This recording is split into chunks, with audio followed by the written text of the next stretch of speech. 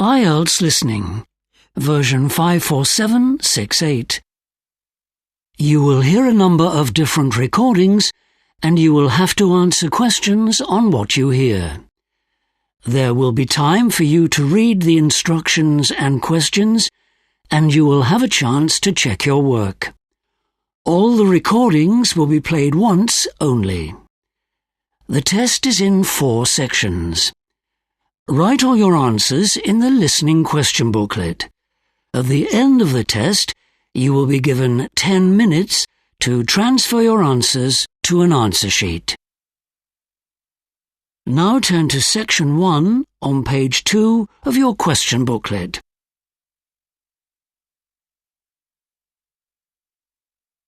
Section 1. You will hear a woman who wants to rent a vacation cottage telephoning the owner. First, you have some time to look at questions 1 to 7 on page 2.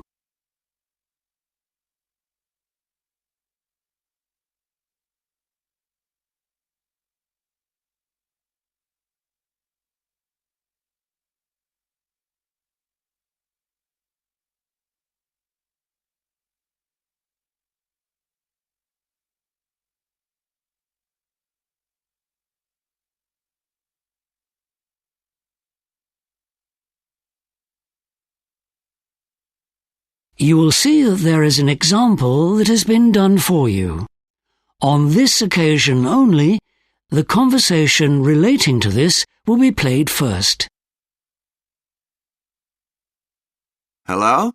Oh, hello. I'm calling about a vacation rental. The name I've been given is Carol Marriott. I'm Dave, Carol's husband. We own it together. The joint owners of the cottage are Carol Marriott and her husband Dave, so Dave has been written in the space. Now we shall begin. You should answer the questions as you listen because you will not hear the recording a second time. Listen carefully and answer questions 1 to 7. Hello? Oh, hello. I'm calling about a vacation rental. The name I've been given is Carol Marriott.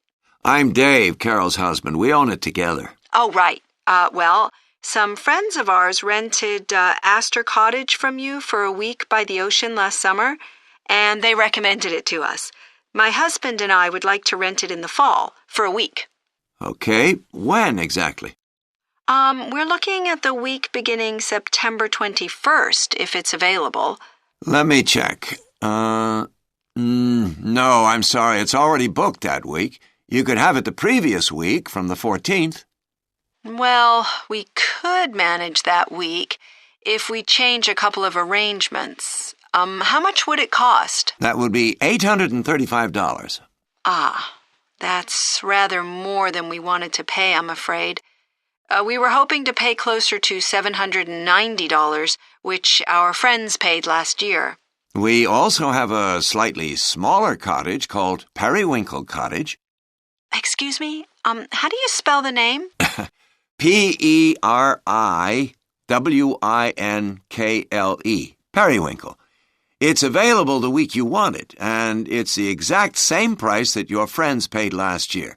I take it you want a place that sleeps just 2 people, like Astor Cottage? Yes. Is it near Astor Cottage? Yeah, it's right across the street. And what's this cottage like?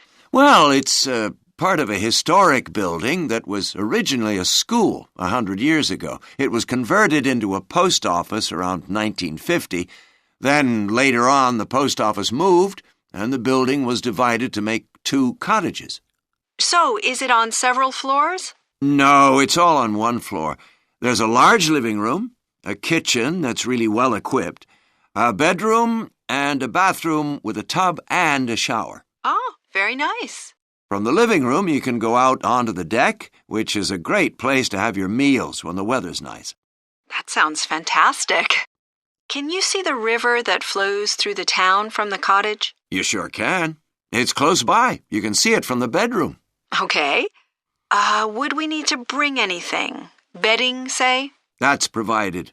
But we make a small charge for towels, unless you bring your own, of course. Oh, okay. I'll do that.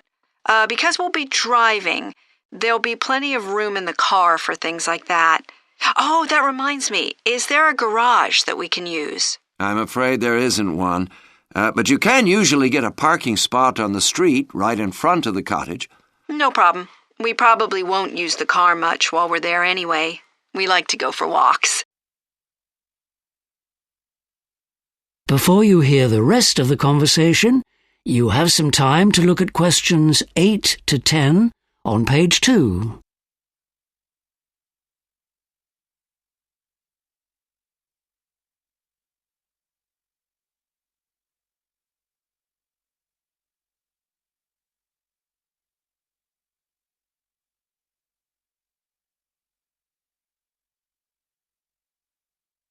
Now listen and answer questions 8 to 10.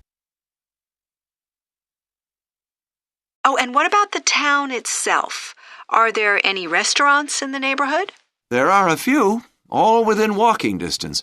A lot of people like the fish restaurant, but in my opinion, the Chinese restaurant has got to be the best for miles around.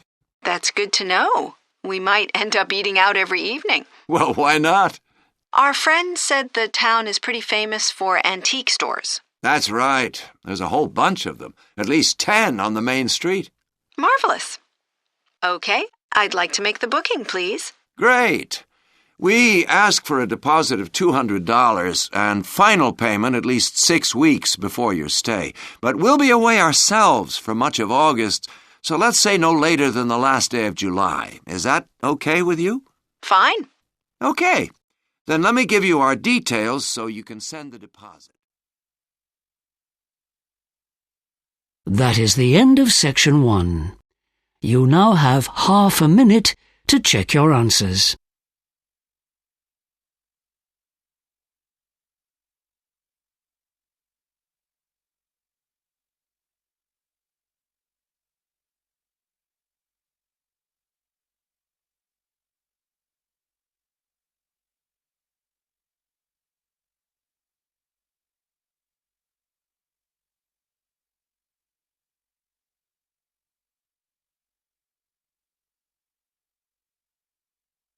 Now turn to section 2 on page 3.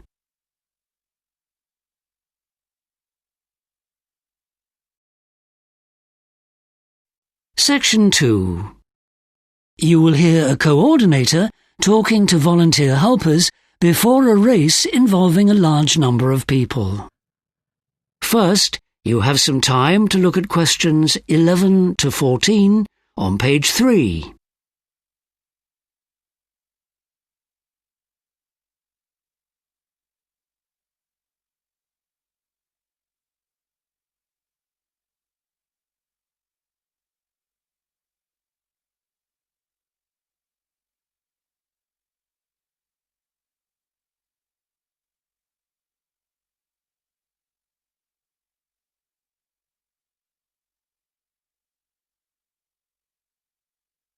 Now listen carefully and answer questions 11 to 14. Thank you for all volunteering to help us with the Bridge to Brisbane Fun Run. The purpose of this meeting is to give you some information about your duties on race day. Some of you are asking about where you can park on the day. Unfortunately, some of the usual places, down by the river for example, will be out of bounds because we'll need extra space for emergency vehicles. Probably the best option is the Jack Gray Sports Field in Barker Street. Although the closest parking lot is the Metro shopping complex, I would advise you not to park there as they tend to tow away people who aren't customers. At the start line, most of you will be checking that runners have the necessary gear, especially their electronic timing chip, the race number and the identity wristband. Make sure that the number is attached to the front of the running shirt or singlet, not the back. The timing chip, which records the runner's time, needs to be clipped onto one of their shoes and check that they are wearing their wristband. Some of you will be responsible for organising the starting groups. It's very important that runners start in a particular order. There is a system of colour codes. The red group are walkers and people with baby strollers. The purple group are runners that expect to finish in at less than 1 hour, and the yellow group are our elite athletes. We'd like them to start the race, and we'd like the other groups to follow after that, with the red group and the strollers at the very back. This is for their own safety. Now, we are still short on volunteers for the race day, so if you have any friends or family members who might be interested, please let us know. We're probably okay for people to help with the start, but we'll still desperately need volunteers along the race course to distribute water bottles to the runners. A few of you have offered to help with first aid, but the good people of St John's Ambulance have donated their services, so that won't be necessary. Before you hear the rest of the talk, you have some time to look at questions 15 to 20 on page 4.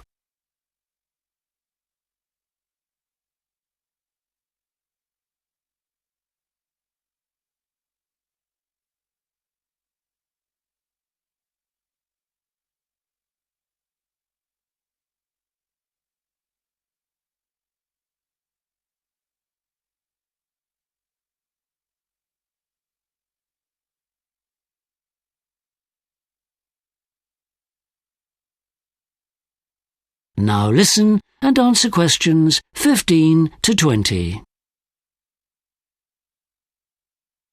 Now I'll show you the layout of the race village, which is where the race ends. Can you all see the map?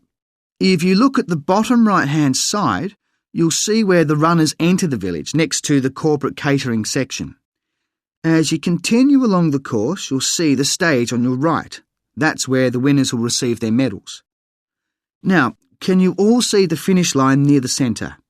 After they finish the race, the runners can take one of two paths, it doesn't matter which one, to get their finishers' T-shirts from the T-shirt stand at the end of those paths. Many of you will be stationed there at the end of the race. After they finish, the runners will also want their belongings, and all bags are kept in the building on Bowen Road. It's quite close to the exit, in the top left-hand corner of your map. Now, some of you will have an important role, working in the information centre. That's the building in the centre of the map, not far from the finish line. It's just below it on your map. And one other thing, can you all please remind the runners to enter in the prize draw for the new car? The entry box is between the shade tents and the corporate catering buildings. OK, let's see now. What else do I need to point out? Yes, the runners are always thirsty. And the main water station in the village is just beside the third exit through to Gregory Terrace. Can you see it there to the left of the corporate catering area? So everyone, please direct the race finishers there to get their free bottled water. That is the end of section 2. You now have half a minute to check your answers.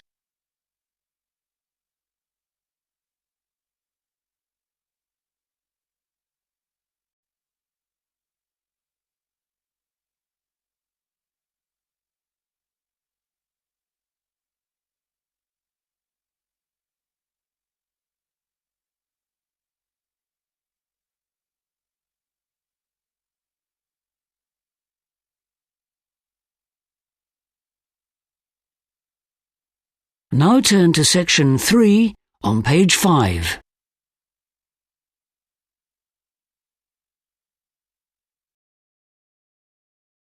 Section 3. You will hear a student called Joel talking to his tutor about his research into farmers' attitudes towards new developments in agriculture. First, you have some time to look at questions 21 to 26 on page 5.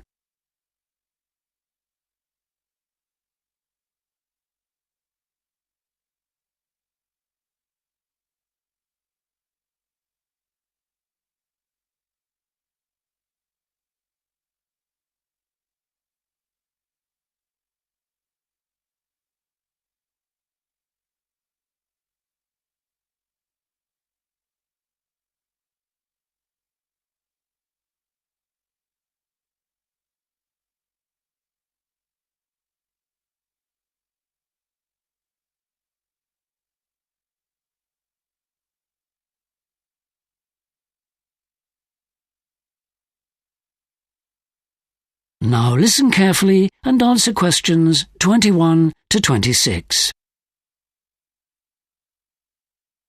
Dr. Owen? Come in, Joel. Right, so how's your research going? You're looking at how farmers feel about new technology in agriculture, aren't you? Well, actually, it's more general than that. I'm looking at their attitudes to a variety of new developments in agriculture. OK. Have you got a title for the project yet? I was thinking of something simple, like farmers' attitudes towards the adoption of new farming practices. That's possibly a bit too general. I think the title needs to be a bit more specific. What kind of farming will you be looking at? Well, that'll vary, actually. But I want to speak to each of the 10 farmers in my sample. So I've chosen farms which are all in the same region. OK. Well, I'd specify where they are then. Right. I'll amend the title to do that. OK. Is there any particular reason why you've decided to do face-to-face interviews? It'll be quite time-consuming, won't it? Yes, and I did consider doing telephone interviews for that reason, especially as it's unnecessary for me to actually see the places where they work. It's just that, in my experience, a lot of farmers don't like talking on the phone, so they'll be more likely to talk freely if I see them in person. Yes, you're probably right. Good. Then the first thing I want to investigate is how the farmers actually find out about new developments in agriculture that they might want to adopt. What sources they use. Right. So how are you going to do this? Well, I could make a checklist of sources of information for them to look at in advance, so they could tick off the ones they actually use. Things like farming magazines, farm product advertisements, television and the internet and so on. It might be more useful to ask them rather than show them a list. A spontaneous response to one or two open questions might give you a more accurate picture. All right, I'll do that then. Now, talk me through some of the other issues you want to cover. Well, there's the way the government communicates with farmers. Right, well, one thing is farmers complain that the government sends out the same information to all of them, whether they're poultry farmers or dairy farmers or arable farmers. So they get all this information, but half of it doesn't actually apply to them. Exactly. So you could look at that. Right. Then I wanted to look at attitudes of British farmers to the cost of making any changes on their farms. According to articles I've read, farmers in Britain aren't, in principle, against investing money in new machinery and new practices, but they're actually just too busy to work out what the financial implications are. Yes, and a lot of them don't seem to consider getting financial advice from their accountants about it either. Right. There's also been some research in Australia on sheep rearing practices. I can give you the reference if you like. Basically, it appears that the majority of Australian sheep farmers are willing to risk adopting new practices on the basis of just a few pieces of research. They don't usually wait until the evidence in favour of the changes is overwhelming. They're quite happy to act before then so they can get ahead of the game. OK, I'll take a look at that. Thanks. Before you hear the rest of the discussion, you have some time to look at questions 27 to 30 on page 6.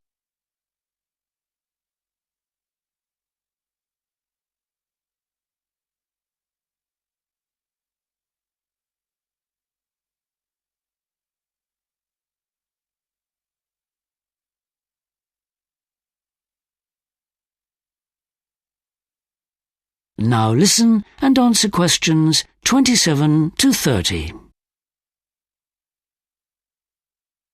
We said we'd also look at some of the reading material I've been reviewing. Yes, I had another look at Contemporary Farming Manual, which is clearly bang up to date. It covers a lot of things a farmer might want to know, but it's so dull. Absolutely. I found it really hard going, and I can't imagine any farmer wading through it. There aren't even any decent pictures. Did you have time to look at running a small farm? Yes, although I only read bits of it because, despite being entertaining, it wasn't very academic. I know. And a lot of the information is either misleading or simply wrong.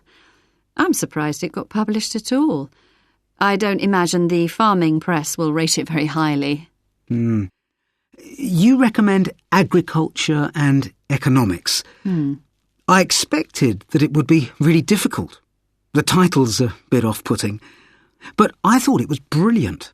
So I've bought it. Yes. Some people think it relies too heavily on farming practices in specific parts of the world. But the theories that underpin these are universal. And that's why it's a required textbook for anyone studying agriculture. Right. What else did you come across? I borrowed How to Survive in Farming from the library. I thought it'd be interesting background, and I liked the informal style. But it turned out to have been written years ago. Yes, and like everything else, farming fashions have changed, so it's badly in need of a new edition. Can I ask you a question about... That is the end of section 3. You now have half a minute to check your answers.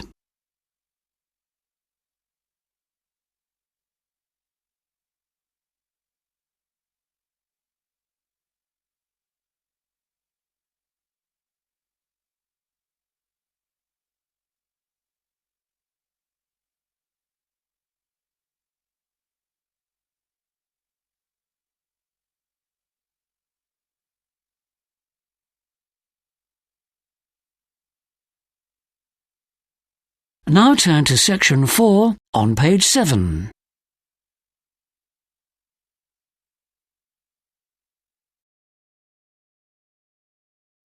Section 4. You will hear part of a lecture given by an art and design lecturer on the topic of Aboriginal textile design in Australia. First, you have some time to look at questions 31 to 40 on page 7.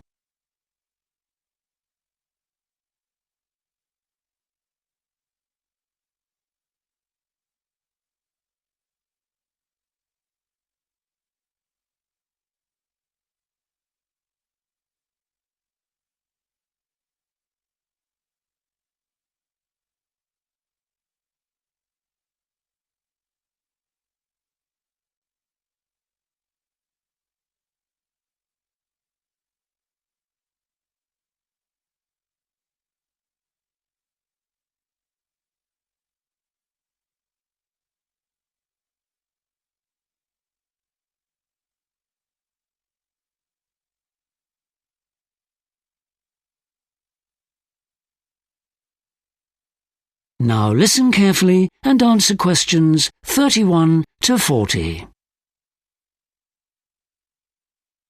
The Indigenous people of Australia, or Aboriginals, have a long history of using animal and plant fibres to make a variety of fabric. Over the years, their traditional designs and stories have been incorporated into various textiles. The Ernabella Arts Centre is a place where local Aboriginals can produce their traditional craft and also learn new techniques to decorate fabric. For the first 30 years, the artists crafted rugs working with wool. These rugs incorporated their own unique designs. However, as they became less economical to produce, the artists were introduced to batik, which is an Indonesian method of dyeing textiles. Batik is quicker than weaving, so many of the Ernabella artists started to produce it themselves. Screen printing was later introduced to the centre, and Ernabella's artists were commissioned to produce fabric for furniture that was to be used at popular tourist destinations such as the National Park offices at Uluru. Screen printing has also been used successfully by the Tiwi people who live on islands north of Darwin. Their company, Tiwi Designs, produces fabric that is inspired by their surroundings. For example, they incorporated bird motifs into their early designs. Tiwi art, culture and language are very different from those of mainland Aboriginal groups. The patterns on their fabric are related to the beliefs and legends in their culture. For example, some textile designs are chosen because they are thought to cause rain.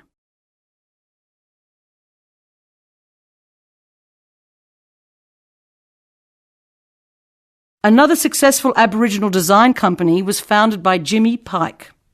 His dynamic prints, paintings and fabrics are greatly influenced by the Australian landscape, in particular that of the desert, which is often featured in this work.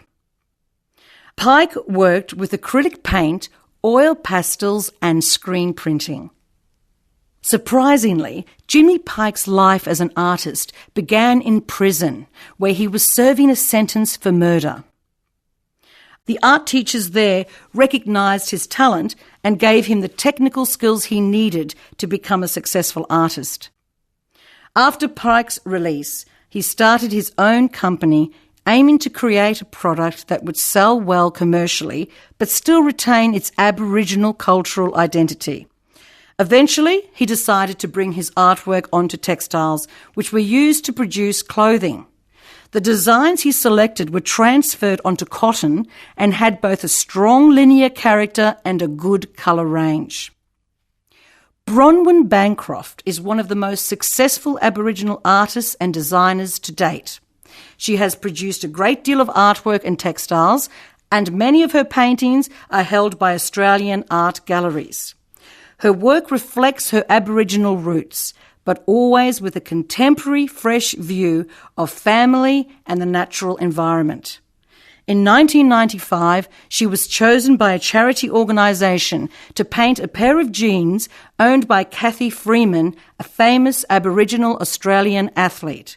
She used imagery of lizards moving quickly over the Australian terrain, and she added a rainbow, which represents the optimism that Kathy symbolises for all Aboriginal people. In 2001, she was chosen to design costumes for the opening of the biggest street parade ever held in Australia, the Journey of a Nation parade. The people in Bancroft's section of the parade all wore an outfit she designed. It featured the image of a snake that had no head or tail to represent an ongoing culture. Exploitation of creative work can be a problem for any artist, and copyright laws exist to protect individual artists from the unauthorised use of his or her work. This issue is often more complex for Aboriginal artists, as the symbols and motifs used in their designs also hold cultural significance for them. An example of this was when a businessman had rugs made overseas incorporating images stolen from Aboriginal paintings. The carpet case, as it became known, was taken to court, where luckily the artists won. That is the end of section 4. You now have half a minute to check your answers.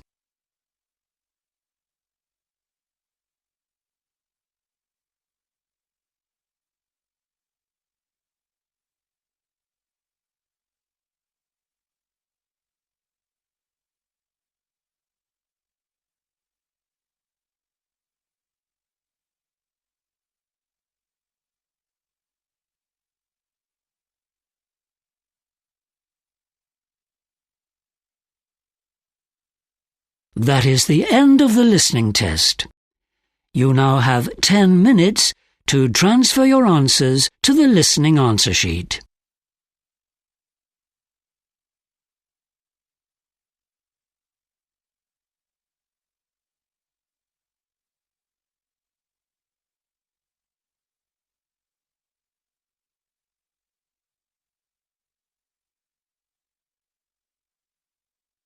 You have 2 minutes left.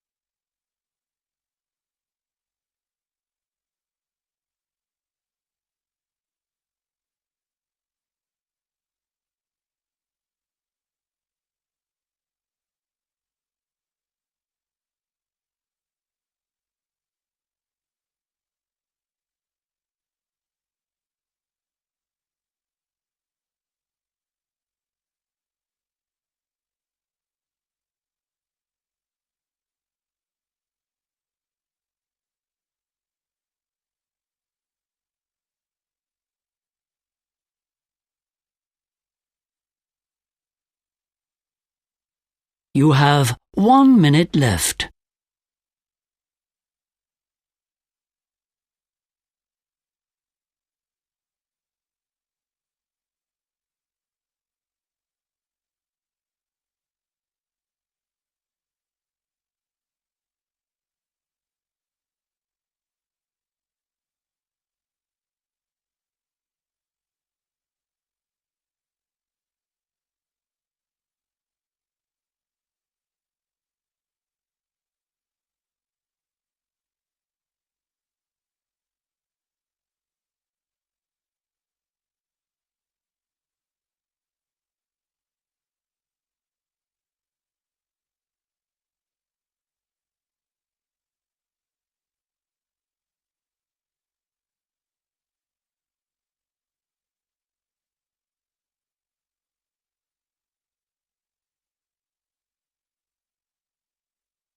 Please stop writing and wait for your question booklet to be collected.